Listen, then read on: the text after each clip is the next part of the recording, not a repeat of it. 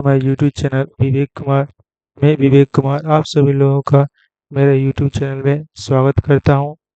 आज हम एक सिटिंग अरेंजमेंट वाला क्वेश्चन सॉल्व करेंगे जो आरआरबी आरआरबी क्लर्क में क्लर्क मेंस में जरूर पूछा जाता है। चलिए देरी न करते हुए शुरू करते हैं।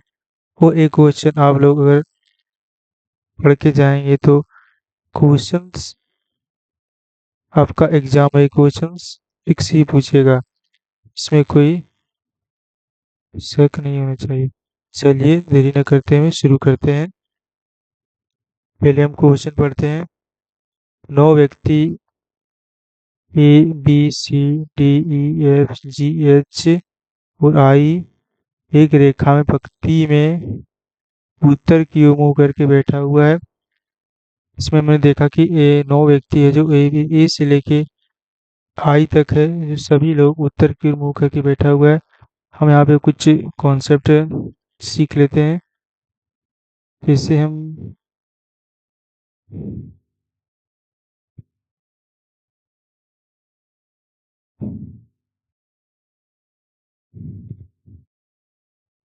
जैसे देखिए ये हमारा लाइन है, ये उत्तर की ओर मुंह करके बैठा हुआ है तो इस साइड हमारा बाईं ओर जाएगा और इस साइड हमारा दाएं ओर जाएगा। इसी फॉर्मूला पे हमारा क्वेश्चन सॉल्व होगा, इसी ट्रिक पे। चलिए बनाते हैं क्वेश्चन। बी किसी एक पंक्ति अंतिम छोर से तीसरे स्थान पे है। बी जो किसी अंतिम छोर से तीसरे स्थान पे है। 1 2 3 भी हमारा तीसरे स्थान पे इस साइड से भी हो सकता है। तीसरा स्थान हमारा इस साइड से भी हो सकता है। चलिए आगे बढ़ते हैं। सी से सी बी के दाएं दूसरा, बी के दाएं दूसरा, बी के दाएं मतलब इस हो जाएगा, बी के दाएं पहला दूसरा, पहला दूसरा, सी हमारा अंतिम में हो जाएगा, सी के दाएं दूसरा। इसमें 9 बैठा हुआ तो 1 2 3 4 5 6 7 8 9। 1 2 3 4 5 6 7 8 9। सी और डी के बीच 2 बैठा हुआ है, सी और डी के बीच 2, 1 2, डी यहाँ आ जाएगा, सी और डी के बीच 2, 1 2, डी हमारा यहाँ भी 2 हो जाएगा और डी इस साइड भी हो सकता है, इसलिए हमारा एक और पॉसिबिलिटी बनेगा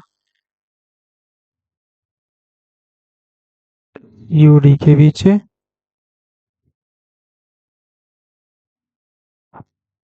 और सी और डी के बीच 2 हो गया।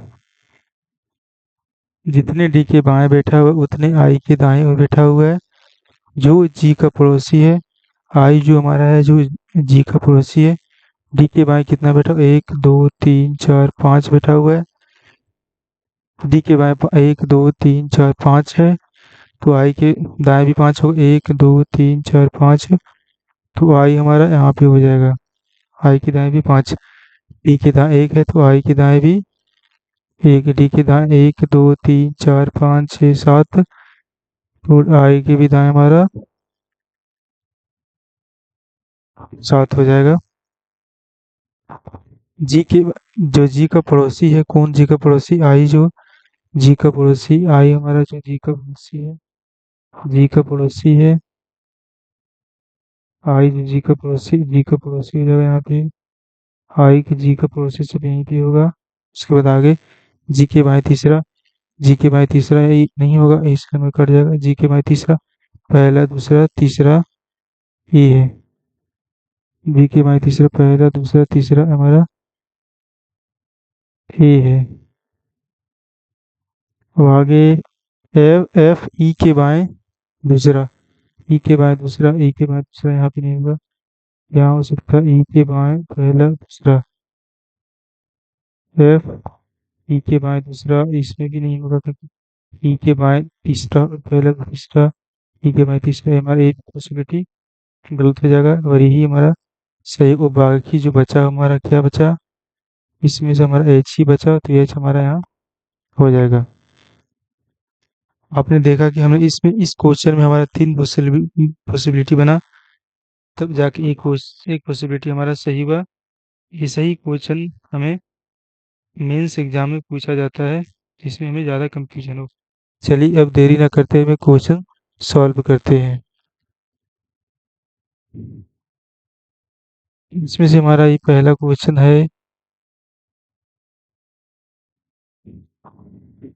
निम्नलिखित व्यक्तियों में जोड़े में कौन व्यक्ति अंतिम छोर पे बैठा हुआ है। इसमें पूछ रहा है कि हमारा ये अंतिम छोर में जोड़े में कौन बैठा हुआ है। अंतिम छोर में हमारा एफ है और सी है। इसमें कलर चेंज कर देते हैं। अंतिम छोर में एफ है और सी है, तो अंतिम छोर में एफ और सी, किसमें एफ और सी हमारा तीसरा में होगा, इसलिए हमारा सी आंसर सही हो जाएगा। दूसरा क्वेश्चन पढ़ते हैं, अंतिम व्यवस्था के अनुसार बाएं छोर से व्यक्ति और आई के बीच कितना, अंतिम छोर से बाएं से तीसरा, पहला दूसरा तीसरा ए हो गया, बाएं से तीसरा, और आई के बीच हमारा कोई नहीं बैठा हुआ है, तो हमारा कोई नहीं हो गया, तो हमारा बी वाला आंसर सही हो जाएगा।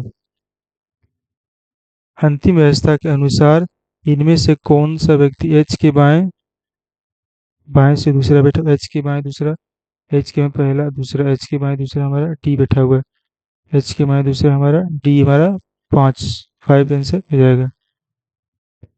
अंतिम व्यवस्था के अनुसार जितने जी और बी के बीच बैठा हुआ है, जी और बी के बीच हमारा कितना बैठा हुआ है,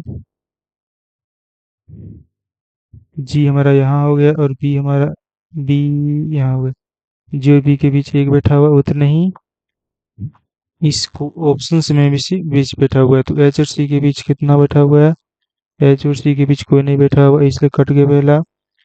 जी और एच के बीच, जी और एच के बीच दो बैठा हुआ है, क्योंकि हमारा जी और बी के बीच हमारा एक ही बैठा हुआ है, जिसमें एक दोनों के बीच एक बैठा हुआ, वही हमारा आंसर होगा।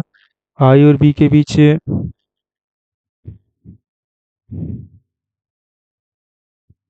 आई और बी के बीच हमारा आई और बी के बीच दो बैठा हुआ है, ए भी हमारा कट जाएगा।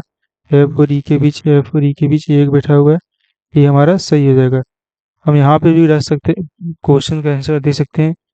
अगर हमें ज़्यादा डाउट हो तो हम आगे भी बढ़ सकते हैं। ई और एच के बीच हमारा 1 2 3 4 ए कैंसिल हो गया, इसलिए आंसर हमारा डी सही हो जाएगा। यदि ए आई से संबंधित है, ए आई से संबंधित किस तरह है, ए आई से संबंधित मतलब आई के बाएं दूसरा है, डी एच के बाएं दूसरा, एच के बाएं दूसरा, ये भी ये सही है हमारा। तो बी से संबंधित है, बी से संबंधित है जी, बी से दाएं दूसरा जी हो गया, तो हमारा जी हमारा इस ऑप्शन में है, तो हमारा जी सही हो गया दूसरा।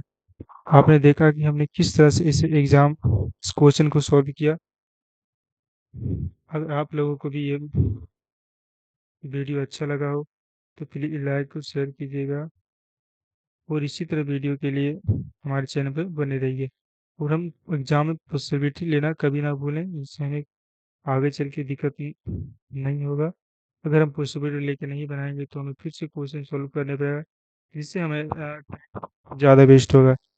इसलिए अगर आप लोगों को ये वीडियो अच्छा लगा हो तो प्लीज़ लाइक और शेयर करिएगा और सब्सक्राइब जरूर कीजिएगा, जिससे हमें और वीडियो बनाने में प्रोत्साहन मिले। आप सभी लोगों को मेरे यूट्यूब चैनल में जुड़ने के लिए धन्यवाद।